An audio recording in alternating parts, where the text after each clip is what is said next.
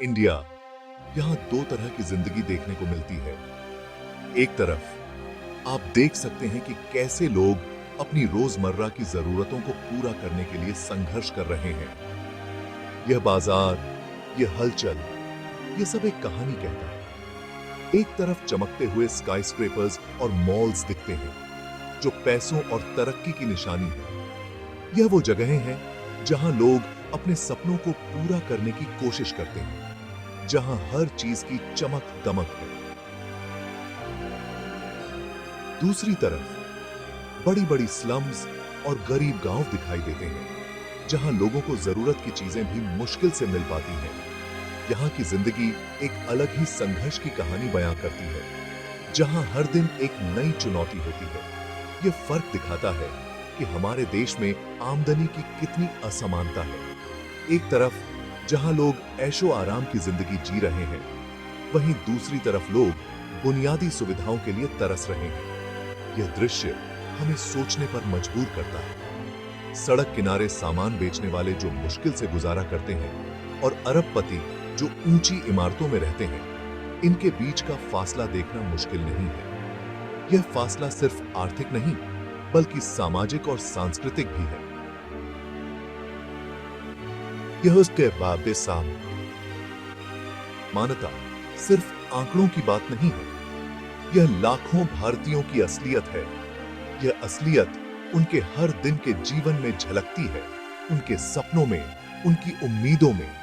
यह उनके मौकों, उनकी जिंदगी के चांसेस और उनकी इज्जत को प्रभावित करता है। एक तरफ जहां बच्चों को अच्छी शिक्षा और सुविधाएं मिलती हैं, वहीं दूसरी तरफ कुछ बच्चे बुनियादी शिक्षा से भी वंचित रह जाते हैं। इनकम इनइक्वालिटी को समझना सिर्फ पढ़ाई लिखाई की बात नहीं है। यह एक न्यायपूर्ण और समान समाज बनाने के लिए बहुत जरूरी है। यह हमें यह सोचने पर मजबूर करता है कि हम कैसे एक बेहतर और समान समाज बना सकते हैं, जहां हर किसी को बराबरी का मौका मिले। इनकम इनइक्वालिटी का मतलब है जब किसी आबादी में आमदनी बराबर नहीं बंटी होती। इसका मतलब है कि कुछ लोग या परिवार दूसरों की तुलना में बहुत ज्यादा कमाते हैं। एक क्लासरूम की कल्पना करो जहां कुछ स्टूडेंट्स के पास किताबों के ढेर लगे हैं, जबकि बाकी के पास एक भी नहीं है। रिसोर्सेज का यह असमान बंटवारा इनकम इनइक्वालिटी जैसा ही है।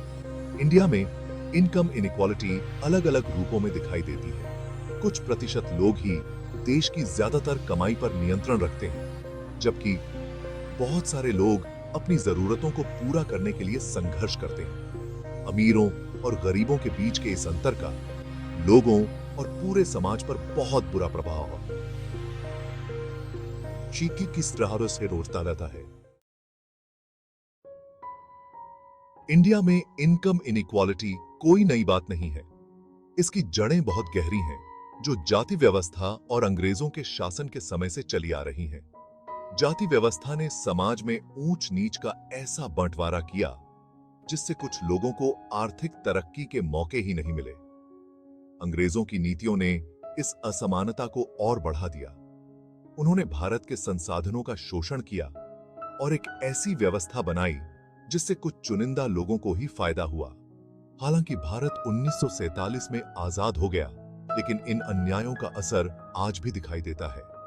पीढ़ी दर पीढ़ी गरीबी, शिक्षा की कमी और जाति और लिंग के आधार पर भेदभाव इनकम इनइक्वालिटी को बढ़ावा देते रहते हैं। हालांकि पिछले कुछ दशकों में भारत की अर्थव्यवस्था में ग्रोथ हुई है, लेकिन इनकम इनइक्वालिटी और बढ़ी है। इस ग्रोथ का फायदा सभी को बराबर नहीं मिला है। कुछ अमीर लोग ही ज्यादातर लाभ कमा रहे हैं। ऑक्सफैम के अनुसार भारत के सबसे अमीर 1% लोगों के पास नीचे के 70% लोगों की तुलना में 4 गुना ज्यादा दौलत है। यह चिंता का विषय है। यह सामाजिक एकता को कमजोर करता है, लोगों में नाराजगी पैदा करता है और हमारे लोकतंत्र के लिए खतरा है। इनकम इनइक्वालिटी को कम करना सिर्फ आर्थिक न्याय की बात नहीं है, यह सभी के लिए एक स्थिर और समृद्ध समाज बनाने के बारे में है। Section 5, education. The key to opportunity. अक्सर कहा जाता है कि शिक्षा से सबको बराबर का मौका मिलता है। यह गरीबी के चक्र को तोड़ने और तरक्की करने का जरिया है। हालांकि भारत में अच्छी शिक्षा सभी को नहीं मिल पाती।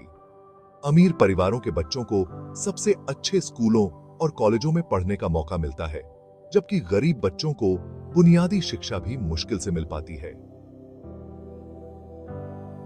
शिक्षा के अवसरों में यह अंतर पीढ़ी दर पीढ़ी इनकम इनइक्वालिटी को बढ़ाता रहता है। अच्छी शिक्षा के बिना गरीब परिवारों के लोग कम तनख्वाह वाली नौकरियों में फंसे रहते हैं और अपनी पूरी क्षमता तक नहीं पहुंच पाते हैं। Section 6, beyond education, employment and the growing divide. अगर गरीब तबके के लोग शिक्षा हासिल कर भी लेते हैं तो उन्हें नौकरी के बाजार में भेदभाव और सीमित अवसरों का सामना करना पड़ता है। यह भेदभाव कई रूपों में सामने आता है, जैसे कि जाति, धर्म और सामाजिक स्थिति के आधार पर। इसके अलावा ग्रामीण और शहरी क्षेत्रों के बीच भी एक बड़ा अंतर है, जहां ग्रामीण क्षेत्रों के छात्रों को शहरी क्षेत्रों के मुकाबले कम अवसर मिलते हैं। फॉर्मल सेक्टर, जहां नौकरियां पक्की होती हैं और तनख्वाह अच्छी होती है, वहां उन्हें मौका नहीं मिलता। इसके पीछे कई कारण हो सकते हैं, जैसे कि नेटवर्किंग की कमी, सही मार्गदर्शन का अभाव और कभी-कभी तो सिर्फ पूर्वाग्रह। वे इनफॉर्मल सेक्टर में काम करने को मजबूर होते हैं, जहां तनख्वाह कम होती है, नौकरी की सुरक्षा नहीं होती और सामाजिक सुरक्षा का अभाव होता है। इस सेक्टर में काम करने वाले लोग अक्सर दैनिक मजदूरी पर निर्भर होते हैं और उनके पास भविष्य की कोई गारंटी नहीं होती। ऑटोमेशन और नई तकनीकों के आने से यह खाई और चौड़ी होने का खतरा है। नई तकनीकों के कारण कई पारंपरिक नौकरियां खत्म हो रही हैं और उनकी जगह मशीनें ले रही हैं। जिन नौकरियों को पहले सुरक्षित माना जाता था, अब उनमें भी मशीनों का इस्तेमाल होने लगा है, जिससे कम कुशल कामगारों पर सबसे ज्यादा असर पड़ रहा है। यह स्थिति न केवल आर्थिक असमानता को बढ़ा रही है, बल्कि सामाजिक असमानता को भी गहरा कर रही है। इसलिए यह आवश्यक है कि हम इस मुद्दे पर गंभीरता से विचार करें और समाधान खोजें। Section 7, the role of government policies and their impact. सरकारी नीतियां इनकम के बंटवारे में महत्वपूर्ण भूमिका निभाती हैं। प्रोग्रेसिव टैक्सेशन, जहां अमीर लोग अपनी आमदनी का ज्यादा हिस्सा टैक्स के रूप में देते हैं, से उन सामाजिक योजनाओं के लिए पैसे मिल सकते हैं जो गरीबों की मदद करती हैं और असमानता को कम करती हैं। सार्वजनिक स्वास्थ्य सेवा, शिक्षा और सामाजिक सुरक्षा में निवेश करने से सभी को समान अवसर मिल सकते हैं। हालांकि कुछ नीतियां असमानता को बढ़ा भी सकती हैं। अमीरों के लिए टैक्स में कटौती, जरूरी सेवाओं का निजीकरण और सामाजिक योजनाओं पर कम खर्च करने से अमीर और गरीब के बीच की खाई और बढ़ सकती है। Section 8, Real Faces of Inequality. Stories from the ground. In this section, we delve deep into the lives of those who are often overlooked, yet they are the real faces of inequality. Their stories are not just statistics. They are the heartbeat of a nation grappling with disparity. Income inequality का इंसानों पर क्या असर पड़ता है, यह उन लोगों की कहानियों से समझा जा सकता है जो इससे प्रभावित होते हैं। यह सिर्फ एक आर्थिक मुद्दा नहीं है, बल्कि यह उन लोगों की रोजमर्रा की जिंदगी को भी प्रभावित करता है। उस किसान के बारे में सोचो जो लगातार फसल खराब होने के बाद अपने परिवार का पेट पालने के लिए संघर्ष कर रहा है। उसकी मेहनत और संघर्ष की कहानी हमें यह समझने में मदद करती है कि कैसे आर्थिक असमानता उसकी जिंदगी को प्रभावित करती है।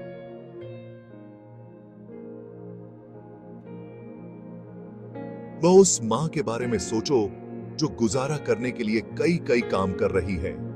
उसकी कहानी हमें यह बताती है कि कैसे एक महिला अपने परिवार की जरूरतों को पूरा करने के लिए दिन रात मेहनत करती है, फिर भी उसे पर्याप्त संसाधन नहीं मिल पाते।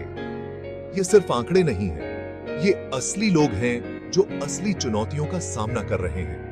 उनकी जिंदगी की कठिनाइयां हमें यह सोचने पर मजबूर करती हैं कि हम कैसे एक बेहतर समाज बना सकते हैं। उनकी कहानियां हमें याद दिलाती हैं कि इनकम इनइक्वालिटी सिर्फ आर्थिक मुद्दा नहीं है, यह नैतिक जिम्मेदारी है। यह उन लोगों की आवाज है जो हमें यह बताने की कोशिश कर रहे हैं कि उन्हें भी एक बेहतर जीवन जीने का हक है। यह सुनिश्चित करने के बारे में है कि हर किसी को सम्मान और खुशी से जीने का समान अवसर मिले। यह हमारे समाज की नैतिकता और मानवता की परीक्षा है कि हम कैसे इन असमानताओं को दूर कर सकते हैं और एक समृद्ध और न्यायपूर्ण समाज का निर्माण कर सकते हैं।